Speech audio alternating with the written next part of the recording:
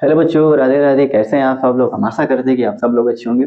जैसा कि मैं आप सबको बताना चाहता हूं कि मेरा नाम विवेक मिश्रा है और मैं आप सबका कान्हा कोचिंग सेंटर में स्वागत करता हूं। बच्चों, आप लोगों से एक अनुरोध है, अगर आप लोगों को हमारी वीडियो पसंद आ रही है तो प्लीज़ हमारे चैनल को सब्सक्राइब कर दीजिए, लाइक कर दीजिए और अपने तमाम दोस्तों के साथ शेयर कर दीजिए, जिससे कि ज़्यादा से ज़्यादा लोगों तक ये वीडियो पहुंचे और उनको भी इस वीडियो को लाभ मिले। चलो बच्चों, देर न करते हुए हम क्लास की शुरुआत करेंगे। प्रश्न नंबर 12 आज हम आपको बताएंगे। प्रश्न नंबर 12 का हमने यहाँ पर चित्र बना रखा है। कल हमने प्रश्न नंबर 11 को हल किया था, ठीक है। तो सवाल को पहले पढ़ेंगे, फिर आपको हम समझाने की कोशिश करेंगे कि सवाल हमसे क्या कहना चाह रहा है। चलो, हमसे कह रहा है कि दो खंभे जिनकी ऊंचाई 6 मीटर और 11 मीटर है, ठीक है ना। तो पहला खंभा हमारा ये, चलो नाम दे रहे हैं खंभा 1। ये क्या है? खंभा 1। ये क्या है? खंभा 1। ये 6 मीटर है और ये खंभा 2 है, ये 11 मीटर। तो हमने चित्र पहले से बना रखा है, तो 11 मीटर मतलब यहां से यहां तक पूरा 11 मीटर वहां, ठीक है ना। तो इसका नाम दे रहे हैं भैया खंभा 2। क्या है? खंभा 2, ठीक। हमसे कह रहा है कि दो खंभे जिनकी ऊंचाई 6 मीटर और 11 मीटर है। तो भाई पहला खंभा जिसकी ऊंचाई 6 मीटर, दूसरा खंभा जिसकी ऊंचाई क्या है? 12 मीटर, ठीक ना। अरे सॉरी, 11 मीटर। तो हमने 11 मीटर को यहाँ पर दर्शाया है क्योंकि यहाँ पर जगह नहीं थी, ठीक है। तो दूसरा खंभा जिसकी ऊंचाई क्या है? 11 मीटर। हमसे कह रहा है एक समतल भूमि पर खड़े हैं। जाहिर सी बात है, एक समतल भूमि पर ही खड़े होंगे तथा ये एक समतल भूमि, हाँ, यदि इनके पाद बिंदुओं के बीच की दूरी 12 मीटर। पाद बिंदु मतलब ये जमीनी स्तर के कह रहे हैं, इनकी पाद बिंदुओं की दूरी कितनी है? 12 मीटर, ठीक है। तो इस खंबे, पहला खंबा हमारा ये है, इस यहाँ से दूसरा खंबा, इन दोनों के बीच की दूरी क्या है? 12 मीटर। क्लियर है भैया? दोनों खंभों के बीच की दूरी 12 दे रखा है। पहले खंबे की ऊंचाई 6 मीटर है, दूसरे खंबे की ऊंचाई कितनी है? ये 11 मीटर दे रखा है, ठीक है।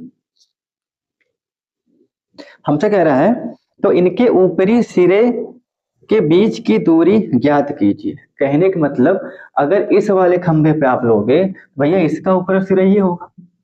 ध्यान देना, अगर आप इस वाले खंभे की बात करोगे, इसका ऊपरी सिरा ये होगा, ठीक है। कहने का मतलब ये ऊपरी सिरा, ये ऊपरी सिरा मतलब ये दूरी पूछ रहा है, ठीक है ना। कौन सी? हमसे ये, अर्थात हमसे ए और सी के बीच की दूरी पूछ रहा है, या लंबाई पूछ रहा है, ठीक है ना भैया। ए से सी के बीच की दूरी क्या है पूछ रहा है। समझ में आया?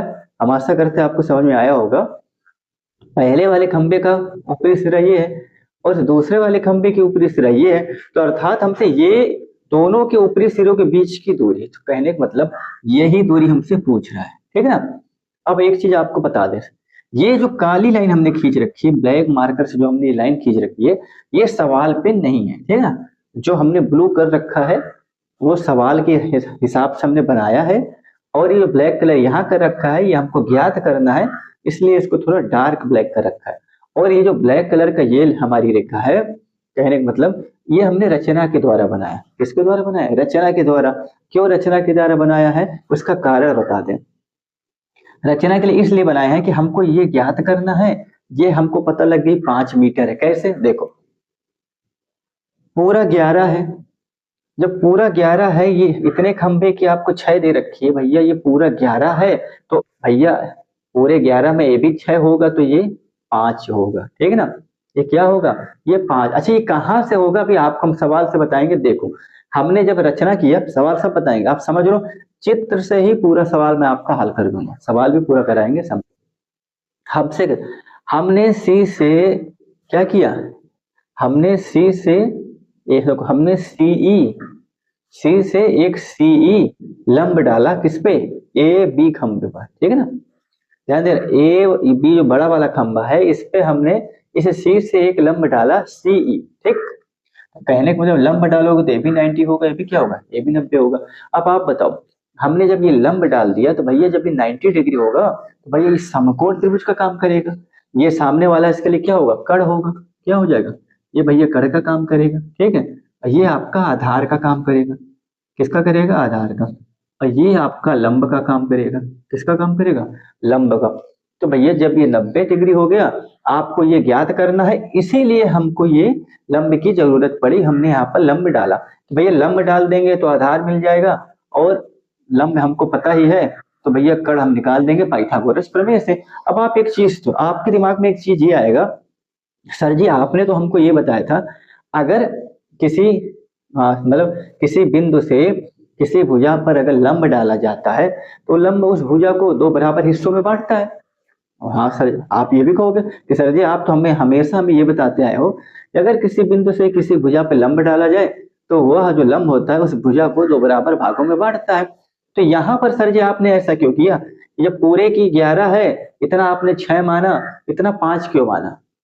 इसके हिसाब से तो देखा जाए ये भी दो हिस्सों में बंटना चाहिए, ये भी 5.5 आना चाहिए ना। तो ऐसा इसलिए बच्चों क्योंकि जब हम किसी बिंदु से किसी भुजा पर लंब डालते हैं तो दो बराबर हिस्सों में बंटता है, आपकी बात बिल्कुल सही है। लेकिन वो किस केस में होता है? वो समद्विबाहु और समबाहु त्रिभुज के केस में होता है। यहाँ कोई त्रिभुज वगैरह भुजा वगैरह नहीं है, यहाँ तो एक खंबा दे रखा है आपको, ठीक है ना। तो आपकी बात बिल्कुल सही है, लेकिन वो किस केस में होगा? समद्विबाहु और समबाहु त्रिभुज के केस में होता है, दो बराबर हिस्सों में भुजाएं बट जाती हैं। लेकिन यहाँ पर ऐसा नहीं होगा, ठीक है। जैसे ही हमने यहाँ पर इसको लंब डाला, अब यहाँ पर कौन सी प्रॉपर्टी से ये 6 ये 5 हो गया, वो कारण बता रहे हैं।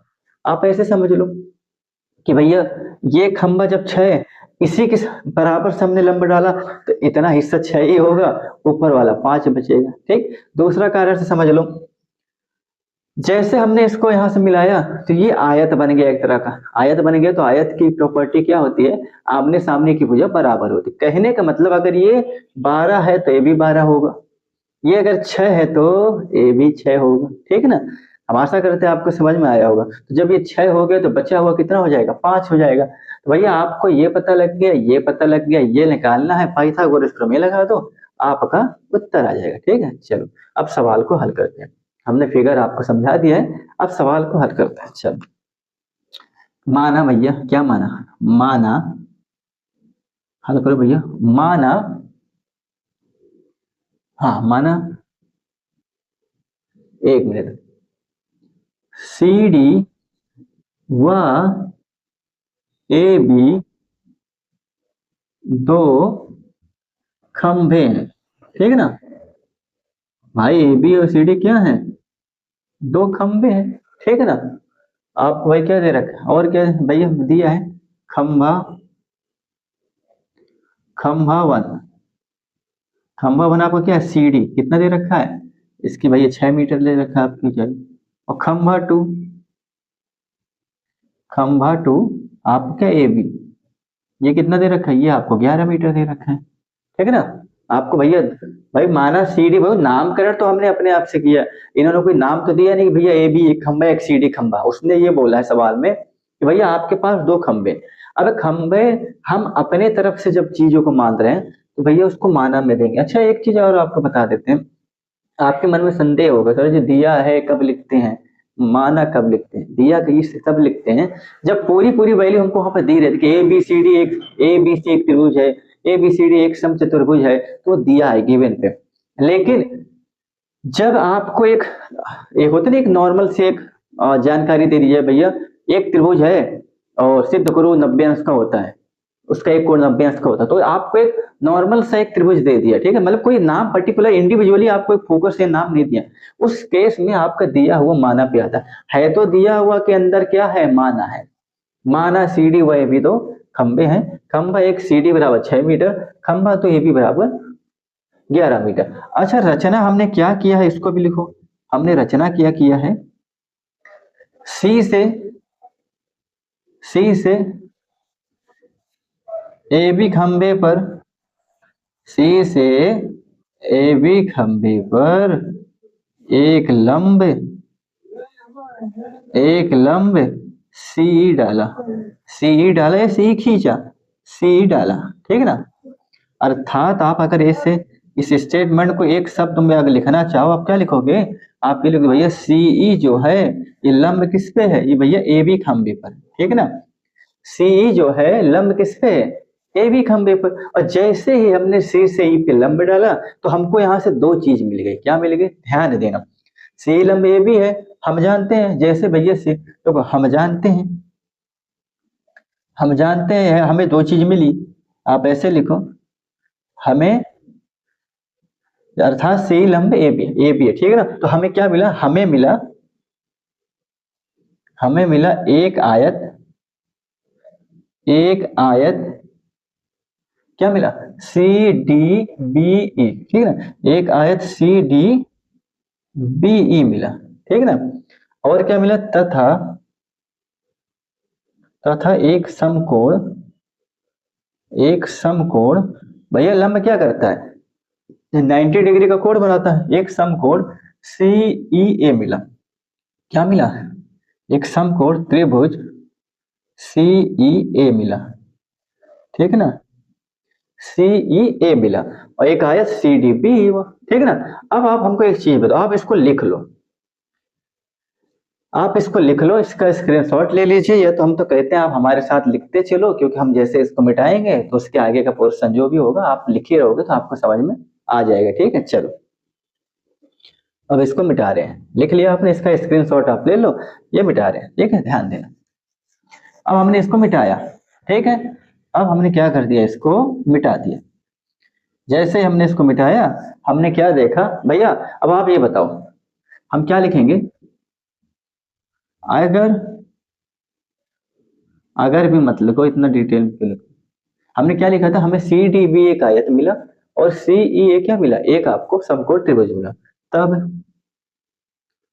तब आप क्या लिखोगे भैया, सी डी बराबर और ई बी बराबर 6 मीटर, ठीक है ना।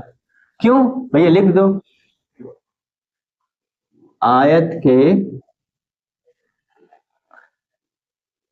आमने सामने की भुजाएं क्या होती है, बराबर होती है। आपस में आपस में क्या होती, बराबर होती है। आपस में क्या होंगी, बराबर होती है।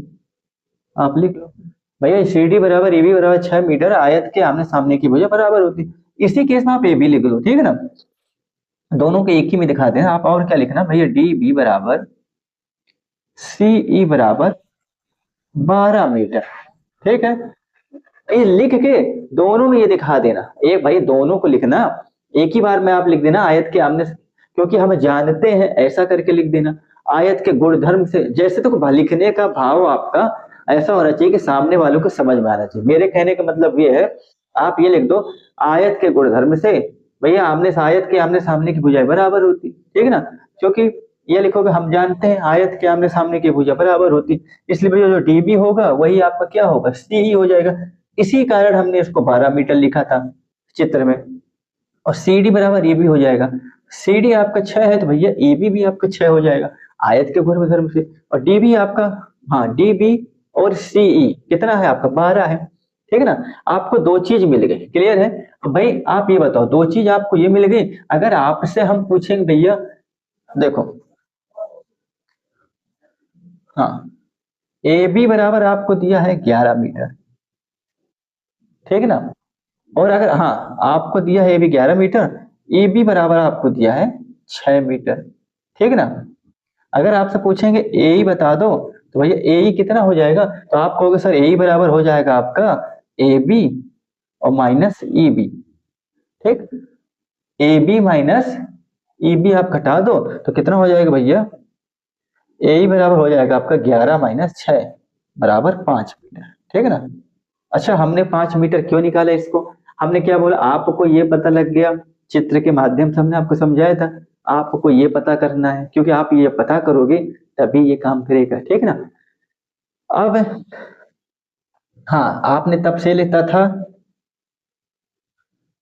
समकोण त्रिभुज से, समकोण त्रिभुज सीई ए से हम जानते हैं हम जानते हैं कि AC बराबर कड़, या आप ऐसे, AC बराबर कड़, ये कड़ बराबर, हाँ AC बराबर कड़, ये कड़ बराबर AC होगा। कड़ क्या है, AC है। या AC बराबर कड़ कितना हो जाएगा आपका, ये हमको ज्ञात करना है, ठीक है ना। तो हाँ, AC कड़ ज्ञात करना है। और C आपका आधार कितना दे रखा है, ये दे रखा है आपको 12 मीटर, ठीक। तथा आप क्या लिखोगे, आप लिख लो भैया लंब, या ऐसे लिख दो, आप लिख दो ए ई बराबर लंब कितना दे रखा है, 5 मीटर। ठीक है ना। तो तथा समकोण से ये में हम जानते हैं इसे हमको ये दिया है, तब क्या लगाओगे भैया, पाइथागोरस प्रमेय लगा दो। क्या लगाओगे, पाइथागोरस प्रमेय लगा दो। इसको आप लिख लो, इसको हम हटा रहे हैं, इसको आप लिख लो, इसको हम हटा रहे हैं। ठीक है, आप इसको लिख लो, ये हटा रहे हैं। ठीक है, ये हम हटा रहे हैं, ये हम हटा रहे हैं, आप इसको लिख लो, ये आप लिख लो, ये हम हटा रहे हैं। ठीक है। चलो अब आप ध्यान दो भैया, पाइथागोरस प्रमेय से आप क्या लिखोगे, पाइथागोरस प्रमेय से। अब भाई पाइथागोरस प्रमेय से, ठीक है, किस पे लगाओगे, सीईए में हमने नीचे लिखा था पाइथागोरस प्रमेय में, पाइथागोरस प्रमेय से। ऐसे आप यहां लिख दो, चूंकि ऐसे लिख लो, त्रिभुज सीईए एक समकोण है, जो हमने नीचे दर्शा रखा है। आप लिखना चाहो तो ऐसे भी लिख देना, क्या है, सी एक क्या है, समकोण। तब कर्ण का वर्ग क्या होता है, कर्ण का वर्ग लंब का वर्ग प्लस का आधार का वर्ग, यही होगा, हाँ यही होगा। ठीक ना। अच्छा, कर्ण कितना है आपका, हमने अभी लिखा था नीचे भैया, कर्ण बराबर हमने नीचे लिखा था ना, तो ये अब लिखने की क्या जरूरत है, इसको हमने यहाँ लिखा था नीचे। कर्ण कितना है आपको, यही तो आपको ज्ञात करना है, ए सी, ये आपको ज्ञात करना है। लंब कितना है आपका, ए, और आपका आधार कितना है, ये सी। ठीक है, ए सी आपको ज्ञात करना है। ए आपको कितना दे रखा है भैया, 5 का वर्ग, और सी कितना दे रखा है, 12 का वर्ग। ठीक है, ये ए सी निकाल दो, 25 होएगा, 5 × 5 = 25, 12 हम 144, ए सी स्क्वायर कितना हो जाएगा, 169 हो जाएगा। ठीक ना। अब क्या करोगे, दोनों पक्षों का वर्गमूल ले लो, दोनों पक्षों का क्या लोगे, दोनों पक्षों का वर्गमूल लेने पर, क्या लेने पर, दोनों पक्षों का वर्गमूल ले लो। तो भैया ए सी बराबर कितना हो जाएगा, √169 हो जाएगा। ठीक है, और 169 का वर्गमूल क्या होता है, आप ही बता दो सर जी, 13 होता है। क्या होता है, 13 होता है। तो ए सी बराबर क्या हो जाएगा, 13 मीटर। ठीक है, क्या आ जाएगा, 13 मीटर। कहने का मतलब आपका ये कितना आ जाएगा, 13 मीटर। अभी तो आप छोटी कक्षा में हो, आपके किताब में तो एक नियम है कि भैया बोर्ड एग्जाम में आप क्या है, पूरे डिटेल में एक स्टेप बाय स्टेप लिखना पड़ता है। नहीं तो जैसे आप बड़ी कक्षा में जब पहुंचोगे तो आपको हम शॉर्टकट तरीका भी बता सकते हैं, लेकिन आपके लिए अभी वो जरूरी नहीं, इसमें ट्रिपलेट लग जाएगा। आपको ट्रिपलेट अभी याद नहीं होगा कि भैया 5 × 12 का क्या होता है, 13 होता है। जैसे हमें तो पता है, लेकिन अभी आपको समझ में नहीं आएगा। ठीक है ना। तो आप अभी उस पर फोकस मत करिए। कितना हो जाएगा, ये हो जाएगा आपका 13 मीटर। ठीक है। तो कहने का मतलब कि भैया दोनों खंभों के ऊपरी सिरे से उनके बीच की दूरी कितनी है, 13 मीटर। क्लियर है, कितना है, 13 मीटर। हम आशा करते हैं आपको सवाल समझ में आया होगा। ठीक है, कोई डाउट नहीं, कोई डाउट नहीं, आप इसको लिख लीजिए। ठीक, और हम आशा करते हैं आपको सवाल समझ में आया होगा। तो आज के लिए इतना ही बच्चों, कल फिर मिलेंगे आपसे इसी वक्त इसी टाइम। तब तक के लिए राधे राधे, जय श्री कृष्ण।